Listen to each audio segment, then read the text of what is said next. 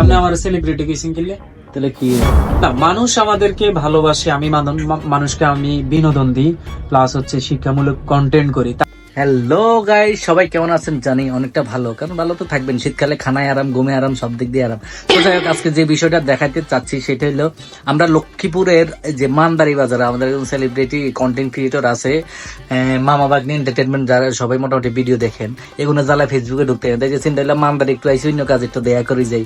তো যাই হোক, আমার সাথে আছে আমগো রিপন ভিডিও রিপন ভাই, আর এদিকে আছে ওই যে আমাদের শামীম ভাই। শামীম ভাই, ও না মা। ভাই, আমি তো আপনার কষ্ট লাগলো ভাই, আপনি আমার সেলিব্রিটি কিসিং কিনলে তাহলে কি না, মানুষ আমাদেরকে ভালোবাসে, আমি মানুষকে আমি বিনোদন দিই, প্লাস হচ্ছে শিক্ষামূলক কন্টেন্ট করি। তার মানে যে আমি সেলিব্রিটি না, তার মানে কি আমি সেলিব্রিটি না ভাই, আমি হচ্ছি মানুষ আমাদেরকে ভালোবাসে, এটাই মানে সেলিব্রিটি। ওরকম কোনো পপুলার পার্সন আমি না।